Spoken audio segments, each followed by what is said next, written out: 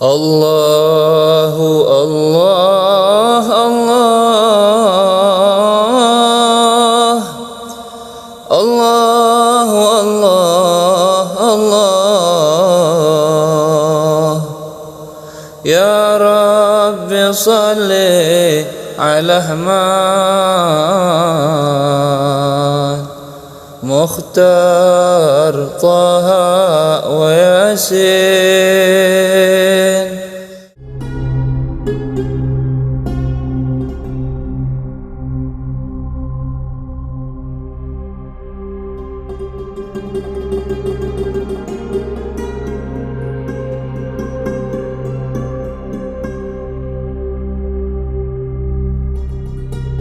Assalamualaikum warahmatullahi wabarakatuh.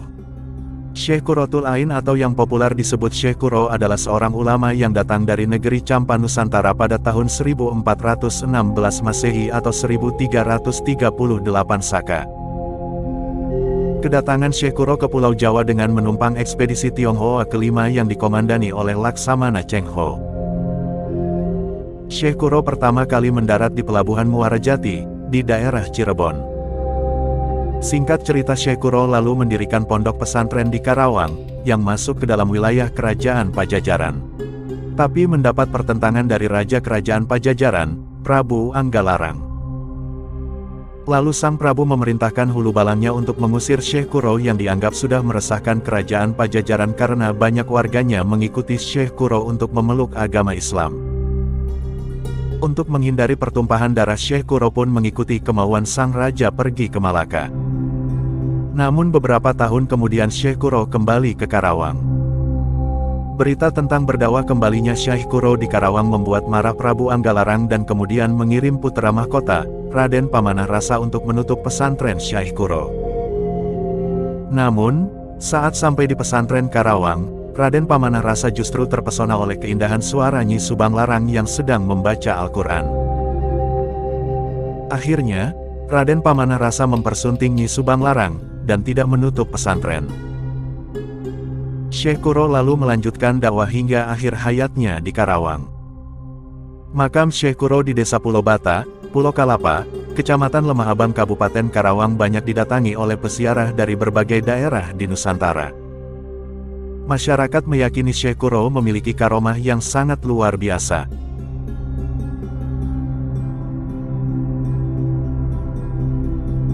Ahmad, salah satu pemilik warung di dalam komplek makam, menceritakan burung-burung kutul ataupun bango yang hinggap dan bersarang di atas pohon makam Syekh Qurra tidak boleh diambil karena akan mendapat mara bahaya. Menurut Ahmad, kejadian tersebut bukan hanya isapan jempol belaka, karena beberapa tahun lalu ada peziarah yang mencoba mengambil burung kuntul yang sedang bersarang, tapi malah pengunjung tersebut terjatuh dan langsung meninggal dunia.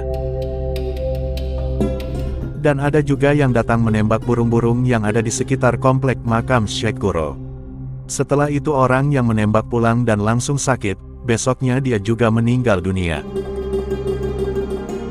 Warga sekitar sini gak ada yang berani mengambil burung yang ada di sekitar makam Syekh Qurra. Lanjut Ahmad menceritakan kepada tim Jejak Lakon. Lain halnya seperti diceritakan oleh Fauzi, pengurus makam Syekh Qurra. Ia menceritakan pada tahun 2000 lalu, ada sebuah bis datang mengantarkan peziarah yang mengenakan gamis serba putih. Peziarah tersebut menyewa bis dari Syekh Lemah Abang, tapi saat sampai parkiran makam mereka langsung turun sampai di sekitar makam rombongan tersebut menghilang tanpa jejak. Menurut naskah Purwaka Caruban Nagari, Syekh Qurra atau Syekh Qurratul Ain atau Syekh Hasanuddin atau Syekh Mursahadatillah adalah putra dari negeri Campa yang bernama Syekh Yusuf Sidik. Dan masih ada garis keturunan dengan Syekh Muhammad Jamaluddin Akbar Al-Husaini serta Syekh Jalaluddin ulama besar Mekah. Demikianlah cerita Syekh Qurra Karawang. Semoga cerita ini menjadikan kita tetap bertawakal kepada Allah Subhanahu wa Ta'ala. Wassalamualaikum warahmatullahi wabarakatuh.